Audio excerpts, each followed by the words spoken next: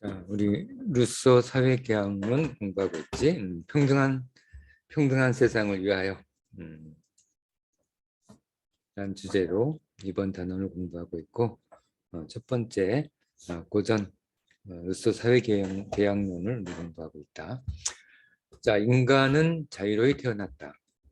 그럼에도 모든 곳에서 쇠사슬에 묶여 있다.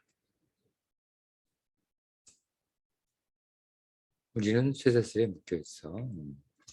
자신이 다른 사람을 지배하고 있다고 생각하는 것 같지만 좀 높은 지위에 있어서 다른 사람을 지배하고 있다고 생각하는 것 같지만 사실 잘 생각해 보면 지배를 당하는 그들보다도 더 심한 노예 상태이다. 그들도 딱 정해진 틀에서 살고 있을 뿐이기 때문에 그런 거야. 비록 왕이라고 하더라도 이 속박으로의 변화는 어떻게 발생하는가? 그것을 찾는 것이 이 저작의 목적이다. 자, 이 쇠사슬에 묶여 있는 상태, 어떻게 발생했는가? 이 쇠사슬은 어떻게 발생했는가? 그것을 찾는 것이 이 작품의 목적이다. 그리고 무엇이 그 속박을 정당화할 수 있는가? 라는 이 문제를 풀려고 한다. 이렇게 쇠사슬에 묶여 있는 것이 과연 정당화될 수 있는지 한번 생각해 보겠다는 거지. 나는 힘과 그것으로부터의 결과의 관점으로만 생각한다면 이렇게 말할 수 있다. 그러니까 힘 관점으로 생각한다면 또 그 힘의 결과, 사람들은 힘에 복종해야 하지만 복종하는 동안에는 어쩔 수 없다. 그리고 사람들이 구속에서 쇠사슬이지 빨리 벗어날 수 있고 그것을 뿌리치는 일이 빠를수록 당연히 좋다. 바로 이것은 통치자가 사람들의 자유를 빼앗은 것과 동일한 권리로 사람들은 자신의 자유를 회복하고 있는 것이다. 자신의 자유에 대한 회복이지.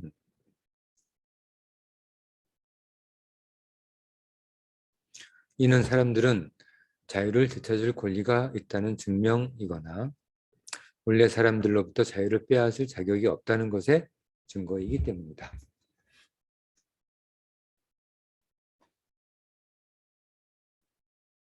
자, 어디 빨리 벗어나야 된다는 거야. 공동체를 유지하는 질서는 다른 모든 권리의 기본이 되는 신성한 권리이다. 물론 이게 중요하지. 그러나 이 권리는 자연에서 저절로 생성하는 것은 아니고 약속과 계약을 기반으로 한다. 자, 사회계약론이지. 자, 논하기에 앞서 이를 확실히 해두겠다.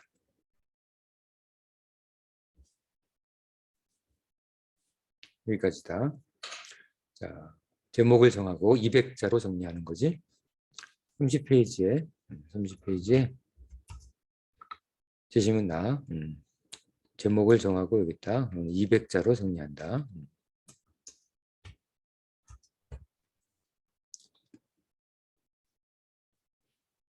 이 사회계약론이 어떤 것에 대해서 쓸 예정인지 그것에 대해서 지금 얘기하고 있다. 자, 5분 정도의 작성을 하고 다음으로 넘어가자.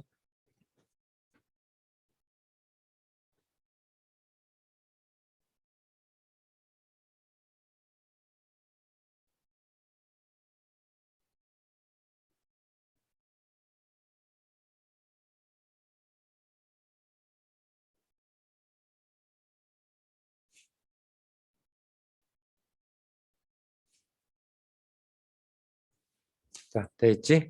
다른 사람만 넘어간다. 자, 세 번째 이야기다. 최초의 사회.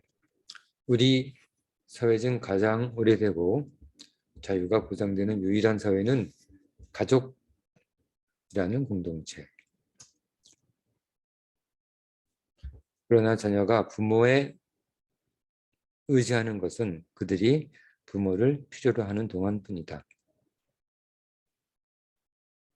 20살 넘어서 이렇게 부모 밑에 있으면 안 돼. 뭐 20살은 그런가, 20 아무튼 대학생 한 1, 2학년 지나면 독립해야지. 이 필요성이 사라지면 이와 같은 자연스러운 연결이 해제된다. 자녀는 부모 말을 들을 의무가 면제되고 부모는 자녀를 돌봐야 할 의무가 면제됨으로써 부모와 자녀는 서로 독립하게 된다. 자, 20살쯤 되면 이제 독립하게 되는 거야. 그게 자연스러운 거야. 동물들도 다 그렇게 하지. 세계적으로 그렇게 하지 않는 나라가 몇 나라 안 되는데 그 중에 하나가 한국이지. 자, 빨리 독립해야 된다. 옆에 일본만 해도 대학생만 되면 대부분 독립하지. 만일 그들이 여전히 결합되어 있다면 그것은 자연적인 현상이 아닌 어떤 의도와 의지에 따라서이다. 그러므로 이때의 가족 자체는 약속에 의해 유지되는 것이다. 약속. 한국은 좀 특수한 상황이다. 애들도 20살 남자 대학생 같은 경우에는 한 2학년 때부터, 여자는 뭐 한 대학 졸업할 때 그렇게 되면 뭐 독립해야 돼. 가족이라는 공동체에서 부모와 자식 모두에게 적용되는 공통적인 자유는 인간 본성의 결과에 기여한다. 뭐 어떤 공동체도 비슷하지. 인간 본성의 결과에. 인간의 첫 번째 율법은 자기 보존을 추구하는 것이며 자기를 지키느냐고 엄마 아빠한테 부모님한테 의존하는 거지. 동물이나 인간이나. 첫 번째 실천 항목은 자신을 배려하는 것이다. 그리고 충분한 이성적 나이가 되면 한 20살 정도 자기 스스로 자기 보존에 적합한 다양한 수단에 대한 결정권을 가지게 되고 이로써 자신의 진정한 주인이 된다. 또는 되어야 한다. 이처럼 가족은 정치 사회의 첫 번째 모델이다. 통치자는 아버지, 인민은 아이들. 그리고 둘 다 똑같이 평등하고 자유롭게 태어났기 때문에 아이들이나 부모님이나 그들 자신에게 이익이 되지 않는다면 자신의 자유를 포기해서는 안 된다. 일반 정치사회와의 유일한 차이점은 가족이 자녀에 대한 아버지의 보살핌을 보완하는 것으로 자녀의 사랑이지 라는 점이지만 국가 통치자에게는 사람들에 대한 사랑이 없으므로 권력의 기쁨이 그것을 대신 될 것이다. 그렇지?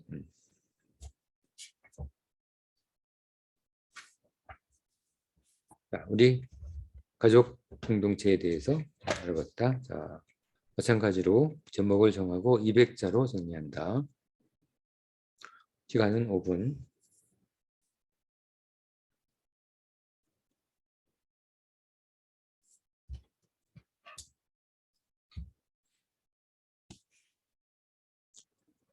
자, 다 했지? 다 한 사람만 다음으로 넘어가자. 자, 되시면 라. 최초의 사회. 그로티우스. 법학자지? 법학자. 법철학자야. 그로티우스는 모든 인간의 권력은 인민을 위해 존재한다는 것을 부정한다. 인민을 위해 존재해? 뭐 그런 척하는 거지만 그런 척만 하는 거지 그렇지 않다는 거야. 다시 말해 그는 노예 제도를 예로 든다. 인간의 권리에 대한 그가 항상 하는 추론은 사실에만 기반하는 것이다. 보다 합리적인 방법을 사용할 수 있지만 그렇게 하면 군주들이 그것을 좋아하지 않기 때문이다. 군주들은 합리적인 방법을 좋아하지 않지. 합리적인 평등, 합리적인 자유 그런 거 별로 안 좋아하지 군주들이. 그러므로 그로티우스에 따르면 모든 사람들이 100명의 인간, 왕이나 귀족들이지 100명의 인간에 종속되어 있는지 또는 100명의 사람들이 모든 민족에 종속되어 있는지 확실하지 않다. 그러나 그의 책 전체에서 그는 전자의 의견에 기울고 있는 것 같다. 모든 사람이 왕이나 귀족에 종속되어 있다는 것이지.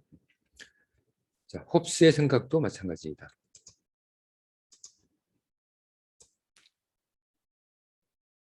처음에 그로티우스 얘기 나오고 홉스 얘기 나오지.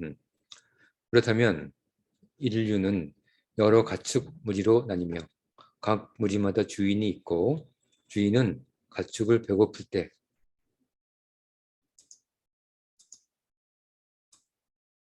잡아먹으려고 지키고 있는 셈이다.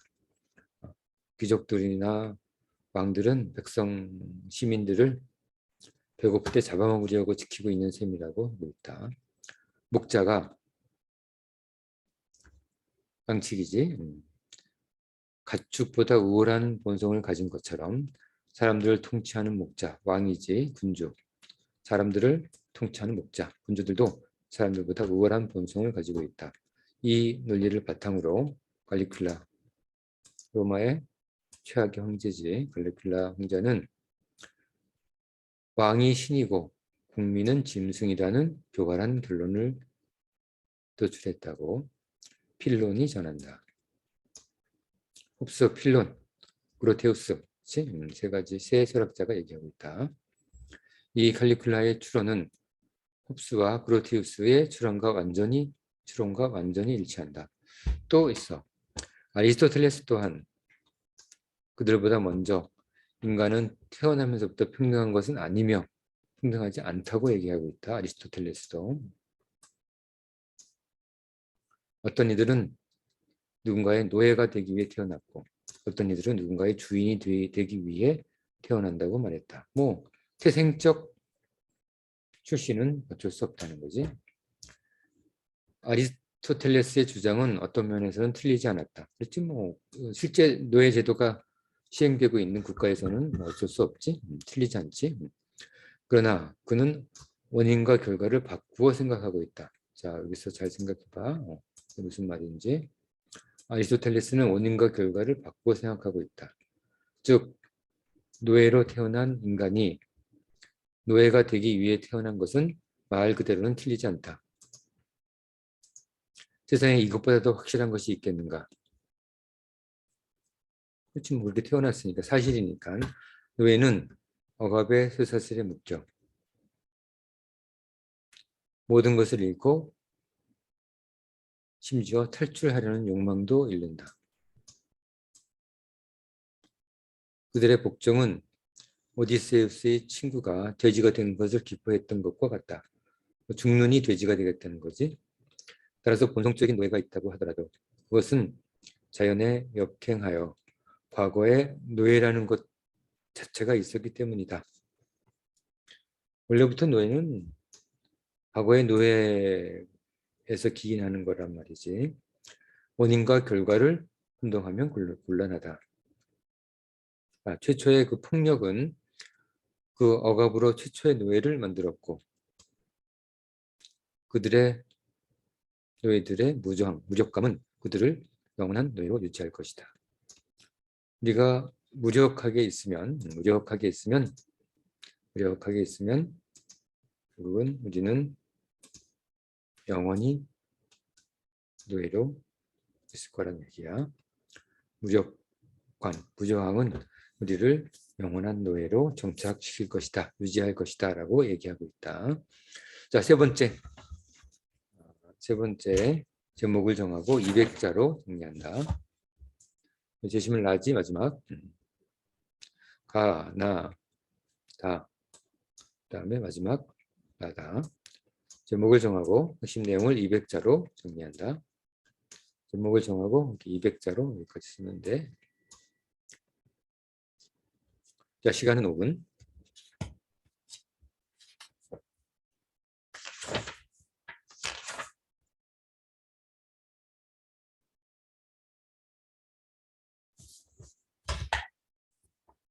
자, 다 한 사람은 다음 문제로 넘어간다.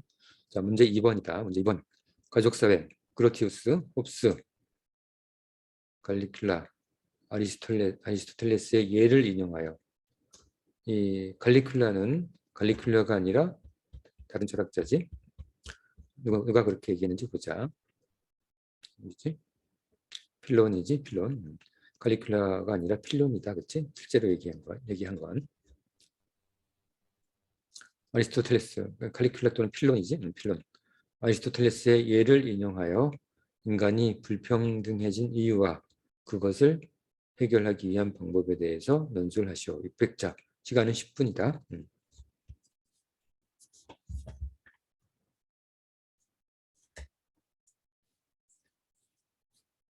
아까 얘기했지? 그것을 불평등을 해결하기 위한 방법. 그게 뭐라고 그랬지? 황금의 열쇠라고 그랬지? 평등을 위한 황금의 열쇠에 대해서 논술하는 거야.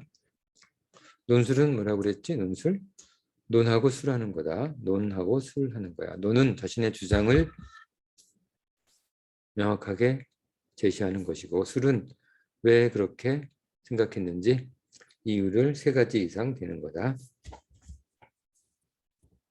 자, 문제 할 때 참고하기 위해서 다음 페이지 먼저 공부할게. 자, 불평등을 일으키는 논리, 보호론. 부모가 보호해 주니까 우리는 불평등을 참아야 한다는 거지. 우리가 맨날 얻어먹고 재워주고 입혀주고 먹여주고 교육시켜주는데 부모 말 안 들으면 안 되지. 그다음에 종속론에 의한 불평등. 그렇게였어. 우리는 100명의 귀족이나 왕에 속해 있다는 얘기야. 자, 목자론에 의한 불평등. 귀족이나 왕이 목자라는 얘기지. 일반 사람들은 가축이고, 이 갈리큘라는 필론이라고 보면 된다. 갈리큘라 또는 필론. 나머지는 운명론에 의한 불평등. 그렇게 태어났다는 거야, 그렇지? 의외로 태어났고 귀족으로 태어났고 아리스토텔레스가 이야기하고 있다. 자, 평등을 위한 황금의 열쇠는 무엇인가 생각해 보는 거야. 자, 다시 문제로 돌아가서 인간이 불평등해진 이유,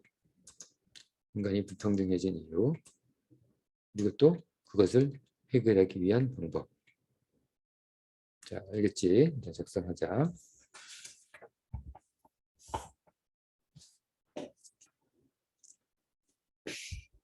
자, 그럼 작성은 계속하고 오늘 수업은 사회계약론에 대해서 마무리했다.